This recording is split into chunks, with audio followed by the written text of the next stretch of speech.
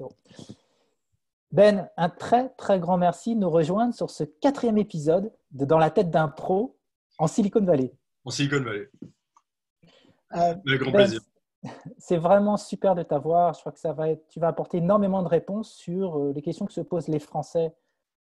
Comment fonctionne le M&A et le Corp Dev en Silicon Valley. Alors, si tu veux bien prendre quelques minutes pour te présenter, et puis je te poserai la première question. D'accord. Pour la faire courte, j'ai un day job et j'ai un side job. Mon day job, c'est que je suis en charge de corporate development, donc c'est tout ce qui se passe M&A, corporate development et stratégie à LinkedIn. Après avoir fait pas mal de ce qui s'appelle business operations à LinkedIn, à Oracle, et passé pas mal de temps aussi à BCG, à la fois sur la strat et sur du corporate development. Donc ça, c'est mon day job.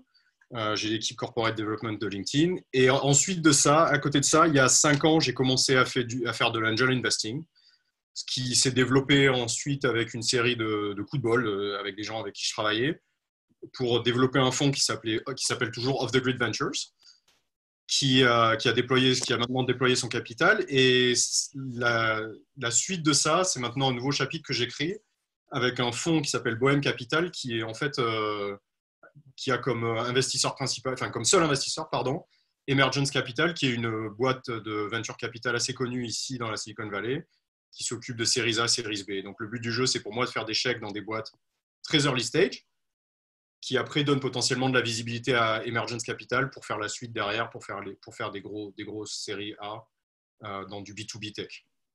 Excellent. Excellent. J'en connais un qui est busy. Première question, c'est quoi la fonction M&A chez LinkedIn?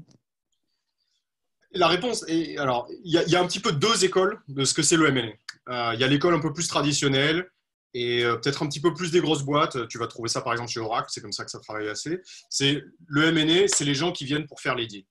Tu as déjà réfléchi à la stratégie, tu sais déjà les boîtes qui t'intéressent, tu appelles le M&A pour vraiment, il y a un deal qui est sur la table, négocier le deal, faire la due diligence, closer le deal et après potentiellement s'occuper de l'intégration à travers des équipes ou à travers le corp dev. Le M&A à LinkedIn et dans de plus en plus de boîtes, c'est un peu différent. Ça devient à la fois un mix de stratégie et de corporate development. Donc, mon job, c'est 4 trucs. 1, connaître l'écosystème.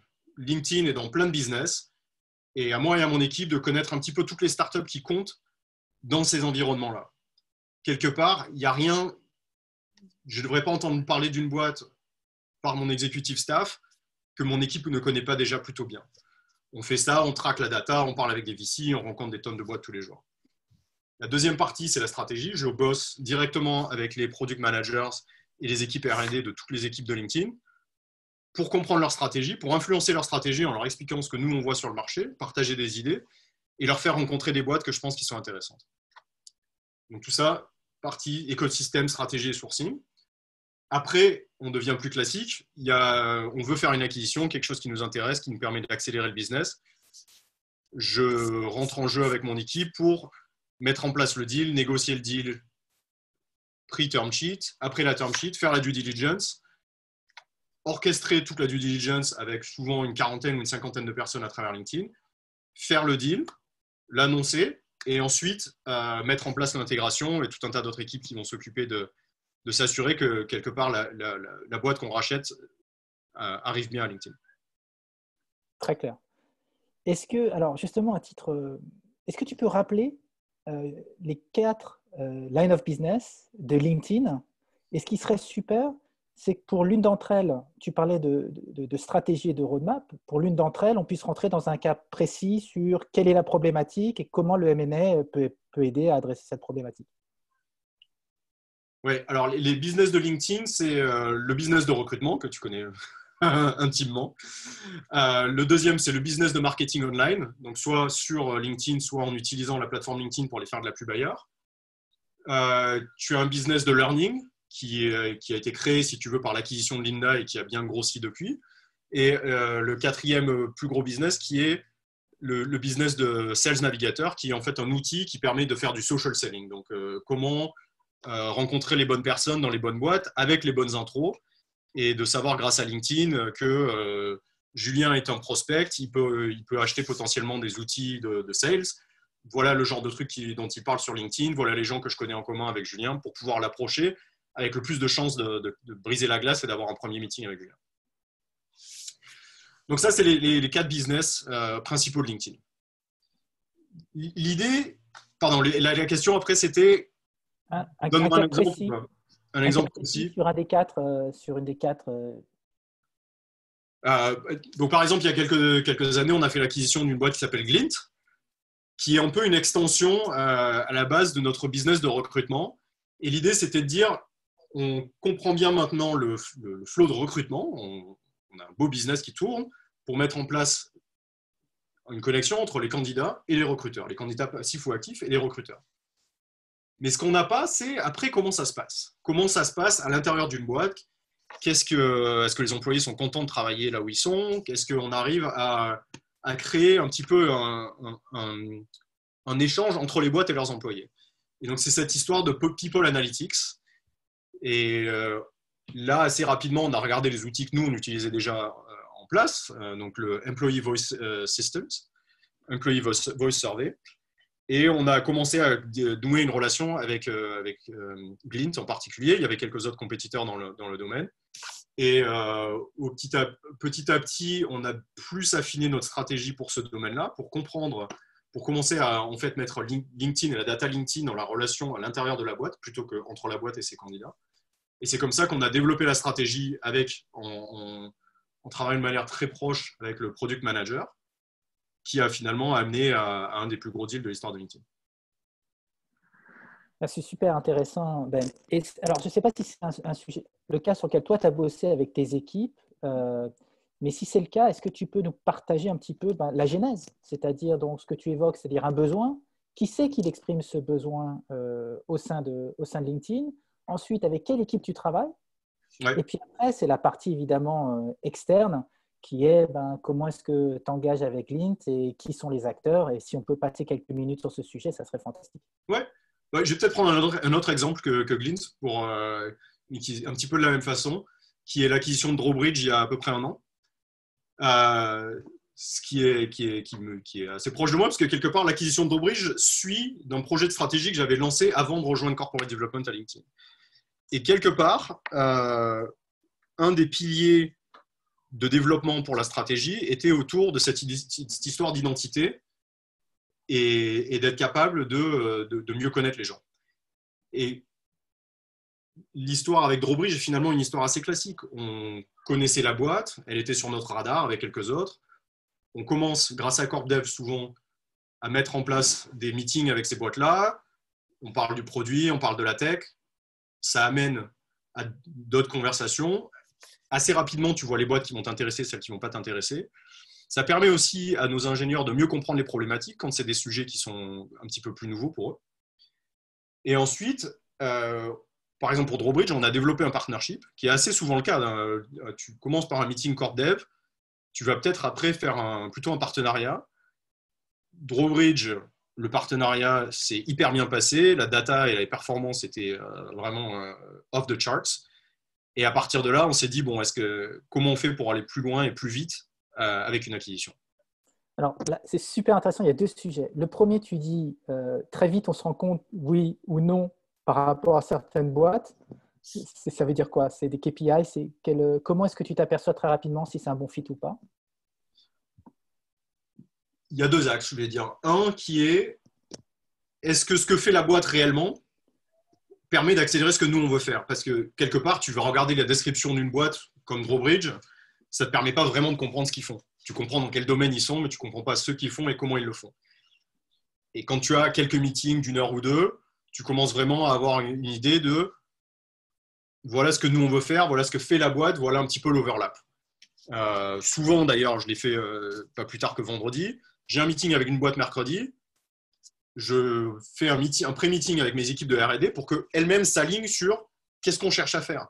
Comme ça, quand on arrive dans le meeting avec la boîte, on sait les questions qu'on veut poser et on sait quels sont les blocs qu'on cherche versus des choses qui sont intéressantes mais qui ne sont pas ce que nous, on essaie d'accélérer. Donc, en gros, c'est cette idée. Est-ce que ça nous permet d'accélérer? Ce n'est pas un jugement de qualité sur la boîte, c'est est-ce que ça correspond à l'accélération de la roadmap produit que nous, on essaie de faire. Donc ça, c'est le premier élément. Et ensuite, après, il y a tout un tas de critères sur le fit avec les fondateurs. Est-ce qu'on pense que la boîte bosse d'une façon qui va se passer bien avec LinkedIn? Par exemple, de manière pas surprenante, LinkedIn sur tout ce qui est sécurité et privacy a une barrière super élevée. Et donc, il faut par exemple, quand on parle avec des boîtes qui ont accès à de la data, on essaie de comprendre tout de suite si c'est de la data qui a été donnée de manière volontaire ou si c'est du scraping ou des choses comme ça. Et ça élimine plus de boîtes qu'on voudrait bien le voir. Donc, c'est quelque part, c'est d'abord un mariage du produit, en fait, une M&A. Hein. Ça permet vraiment d'accélérer ta roadmap. Les équipes produits commencent à converger sur une vision de ce qu'on peut faire ensemble. Et c'est à partir de là que tu peux accélérer un partnership et une acquisition. Alors, la deuxième question, c'est justement, c'est quoi un partenariat avant l'acquisition? Quand tu dis on met en place un partenariat, ça veut dire quoi exactement? Et souvent, ça veut dire qu'on met en place des connexions entre nos deux produits pour pouvoir travailler avec des clients en commun. Donc, il y a tout un tas de partenariats qui ne mènent pas forcément à des acquisitions, mais par exemple, aujourd'hui, si tu veux faire de la pub sur LinkedIn, tu peux utiliser LinkedIn plus tout un tas d'autres outils qui te permettent de mieux identifier quels sont les gens que tu veux, devant qui tu veux mettre ta pub, que ce soit sur LinkedIn ou ailleurs, par exemple. Et donc ça, c'est juste, ça permet de dire, deux entreprises ont des capacités ou des capabilities complémentaires. On se met à bosser ensemble pour pouvoir servir nos clients communs. D'accord. Alors, donc, c'est cette première étape. Vous mettez ensemble le partenariat. Vous avez des résultats positifs. Qu'est-ce qui se passe ensuite? On commence à avoir une conversation. Alors, ça ressemble à quoi cette conversation? C'est toujours un peu une petite danse, quoi. Et la conversation, c'est moi, mon équipe Corp Dev, on est souvent présent à travers tous ces meetings-là, mais on est plus facilitateur et on organise. Là, c'est le moment où je vais voir Kamakshi, qui est de la CEO de Drawbridge, et je commence à avoir plus de conversations avec elle directement pour commencer à avoir une idée de, où est-ce qu'elle en est sur l'idée de vendre. Ce n'est pas forcément sur le radar de tous les entrepreneurs en fonction de là où ils en sont dans le développement de leur boîte. En général, quand tu en arrives à ce moment-là, tu as déjà une petite idée quand même. Après, tu commences à évaluer ça va être quoi la gueule du deal, combien ça va coûter, quel est le pouvoir des investisseurs, comment tu fais pour que ce soit quelque chose qui rende tout le monde plus ou moins content.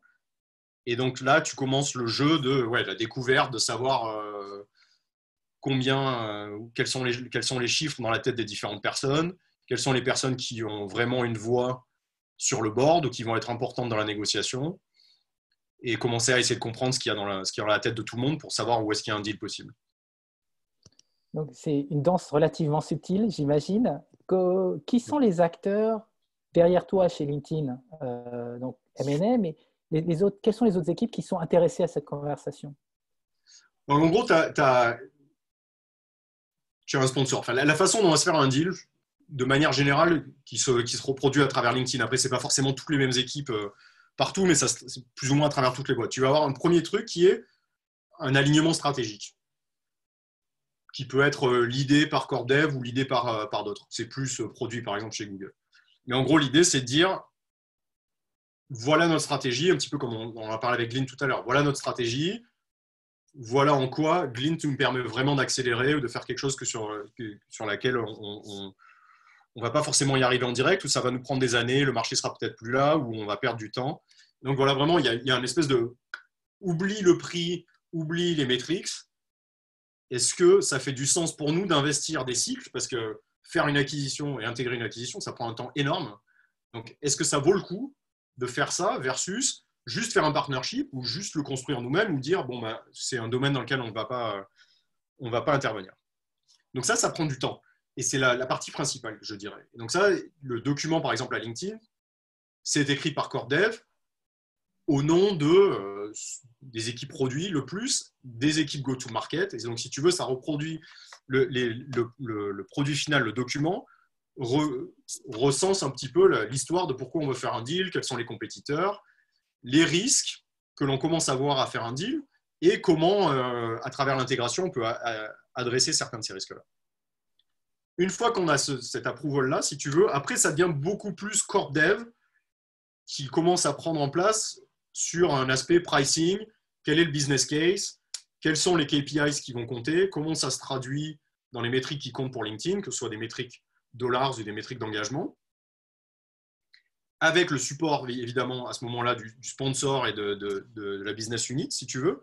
Mais là, c'est vraiment, ça devient beaucoup plus financier. Donc, je travaille à la limite plus avec les équipes finance. Enfin, je travaille de manière égale, on va dire, avec les équipes finance et les équipes produits pour aller après faire le cas en commun avec finance, produits et nous, à mon CFO pour dire, voilà les paramètres sur lesquels on pense qu'on peut faire un deal qui vaut le coup pour LinkedIn.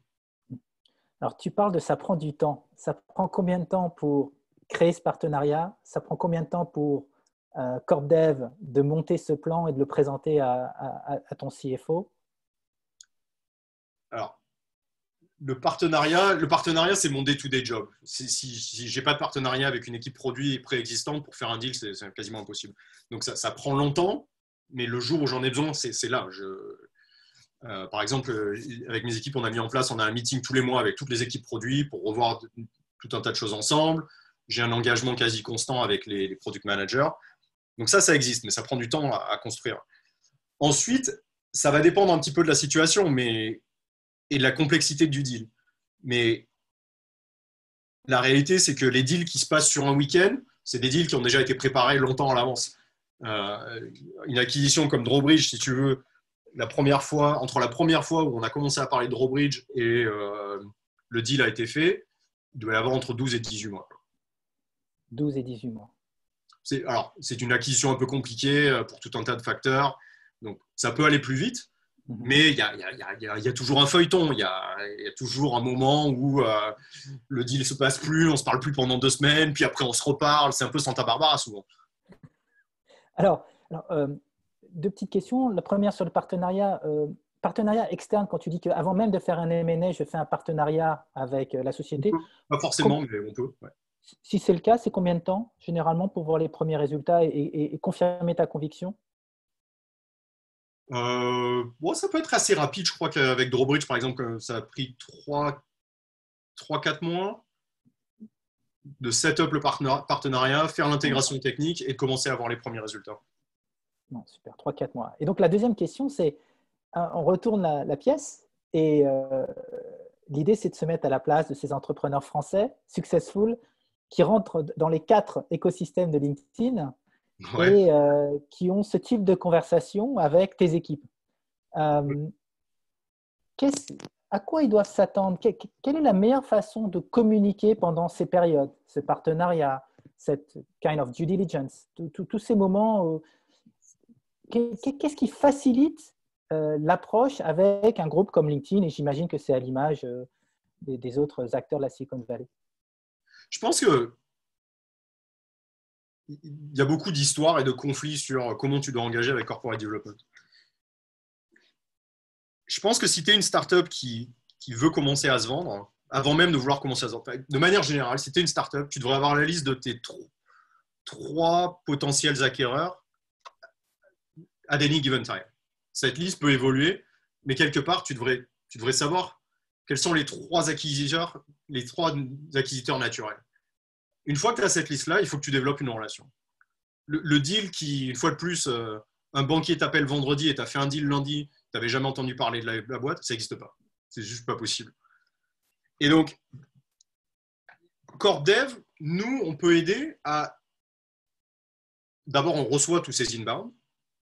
Et après, je peux t'aider à te dire, Julien, faut que tu ailles parler avec Tomer, faut que tu ailles parler avec Amachi.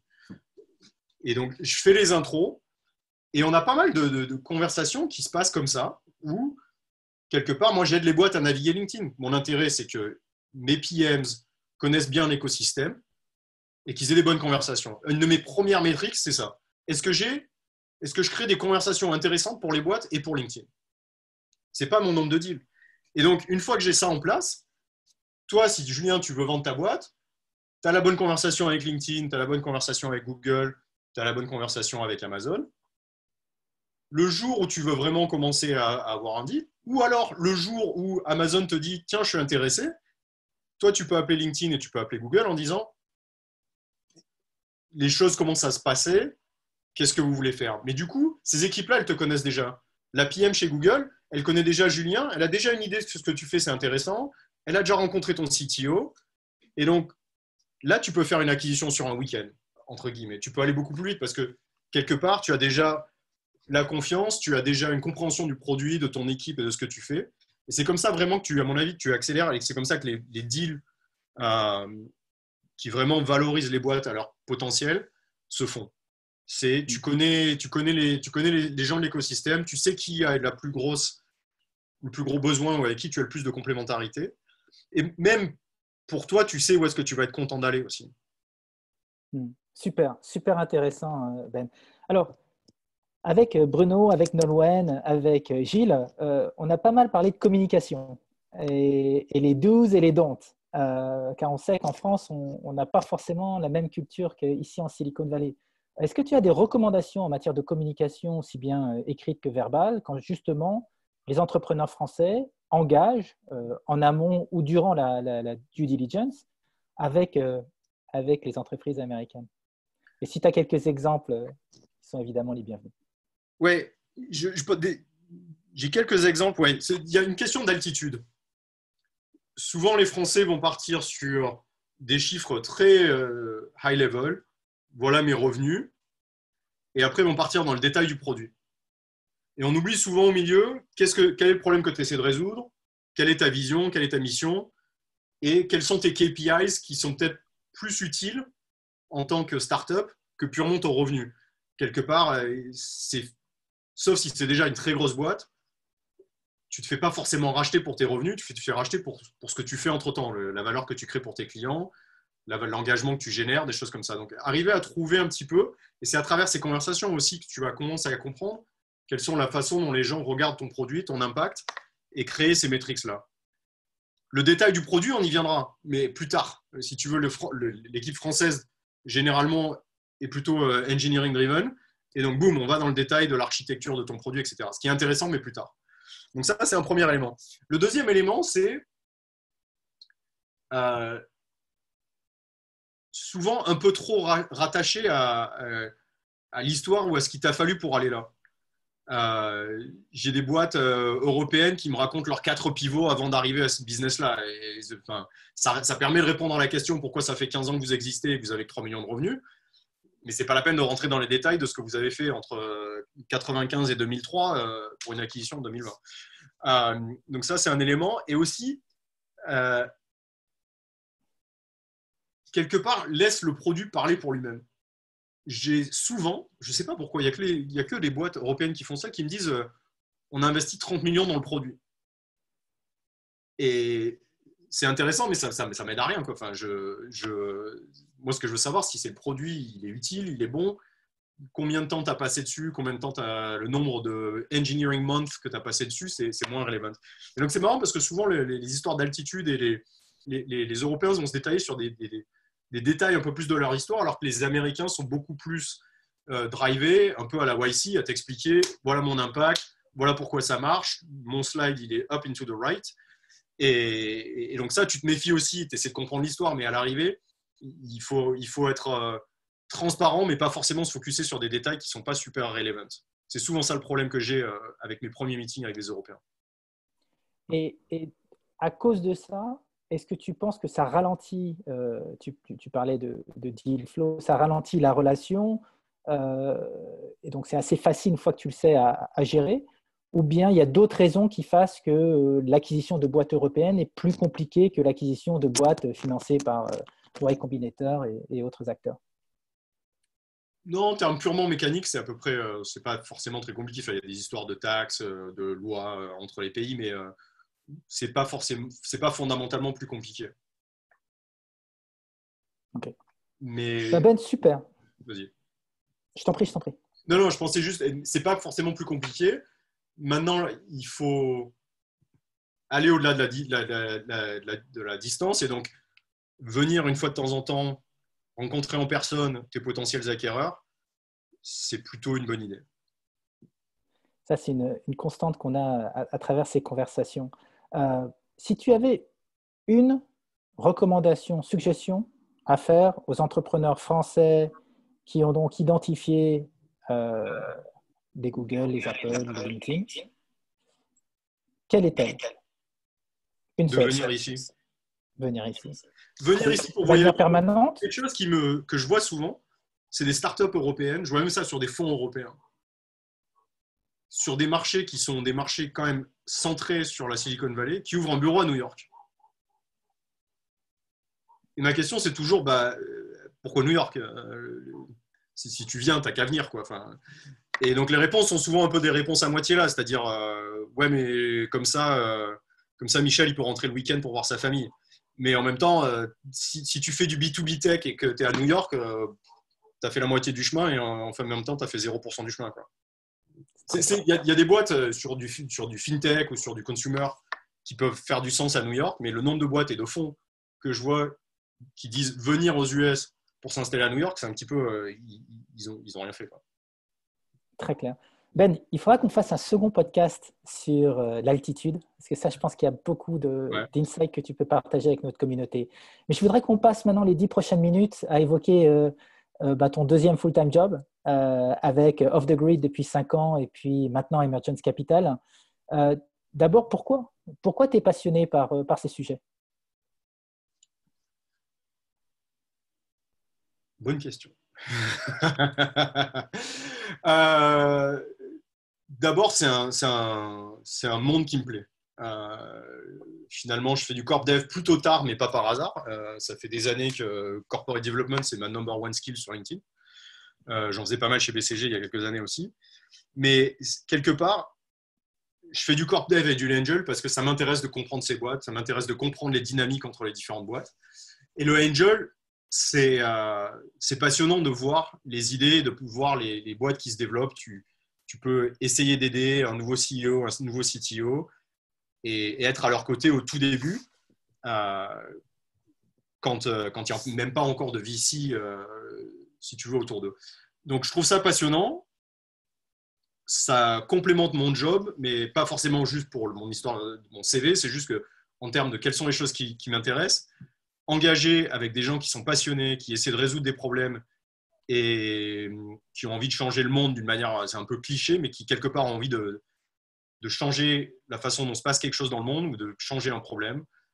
C'est quelque chose qui me fascine d'une manière ou d'une autre et essayer de comprendre pourquoi une boîte marche, pourquoi une boîte marche pas, pourquoi une équipe de fondateurs marche ou marche pas, sont des problèmes qui, moi, m'excitent beaucoup.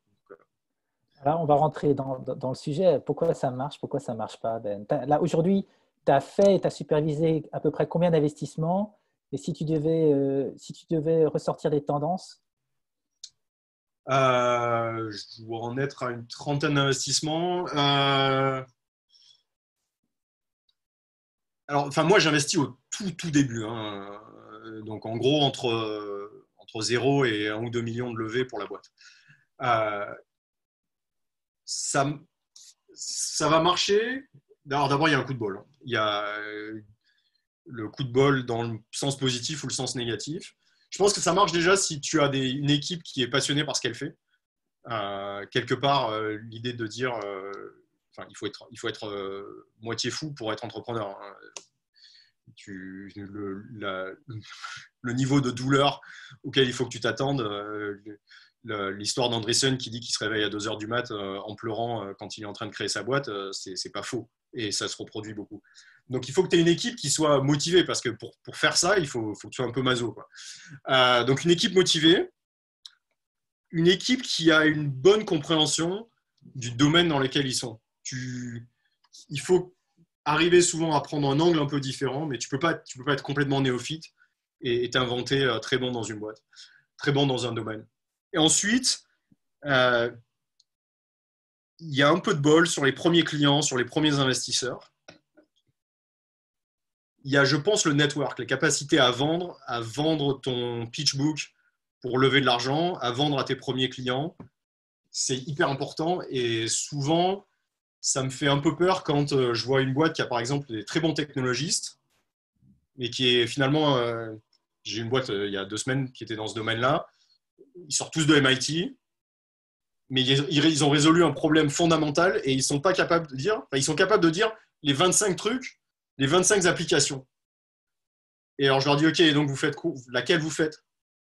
Ah ben, on parle avec des boîtes dans 10 de ces différentes applications. Et donc le problème, c'est le focus. Quand tu es une startup, c'est bien à terme de pouvoir faire décliner ta technologie sur 10 endroits différents.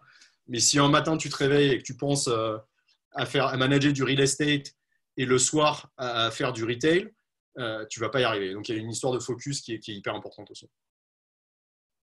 Alors, tu as ces premiers, pareil, tu te fais solliciter ou tu les sollicites là, sur cette trentaine d'investissements que tu as effectués? C'est plutôt du deal flow qui vient vers toi ou c'est plutôt dans l'autre sens ou c'est toi qui les as identifiés sur des marchés et tu es intéressé par investir chez eux? C'est plutôt du deal flow. C'est du deal flow qui maintenant vient vers moi après plusieurs années à avoir été moi-même actif dans l'autre sens. Je bosse avec des VC qui font du très early stage, qui me passent des leads. J'ai la chance d'avoir des bonnes relations avec les CEO des boîtes que j'ai achetées, donc qui eux-mêmes attirent beaucoup de dossiers et qui donc partagent avec moi. Et donc maintenant, le réseau, si tu veux, est bien en place pour me donner des dossiers déjà assez filtrés assez rapidement. Mais ça n'empêche pas d'aller voir YC, d'aller voir 500 Startups, d'aller voir Alchemist. Mais je ne fais pas du top-down. C'est-à-dire, je n'ai pas une thèse, comme ce à quoi tu faisais un peu allusion, qui dit, par exemple, je veux aller investir dans du smart building, et donc je scanne toutes les boîtes de smart building qui existent. Très clair. Et dans la trentaine dans laquelle tu investis, est-ce qu'il en existe qui viennent d'Europe? Oui, il y en a même qui sont en France. Alors, est-ce que tu peux nous donner quelques spécificités en termes culturels, en termes d'opportunités et comme d'habitude, si tu as des recommandations? Cette fois-ci, non pas vu du M&A, mais vu de l'entrepreneur. Ouais. Oui, la recommandation, c'est d'attaquer le marché mondial. Ce que j'ai souvent vu quand je parle avec des boîtes européennes en général et françaises en particulier, c'est on va attaquer l'étranger, ce qui veut dire l'Espagne, dans 3 ans. Et quand tu fais du B2B enterprise, le marché il est aux États-Unis, le marché il est global, tu ne peux pas te limiter. Tu ne peux pas dire je suis une start-up qui lève de l'argent sur la France, ton marché est trop petit. Et donc il faut assez rapidement, tu vois assez rapidement qui est-ce qui a l'appétit pour faire ça. Souvent l'appétit, des gens qui ont l'appétit pour faire ça, c'est des gens qui ont des expériences plus à l'étranger ou qui ont des gens qui ont cette expérience-là dans leurs advisors, qui permet de faire le pas.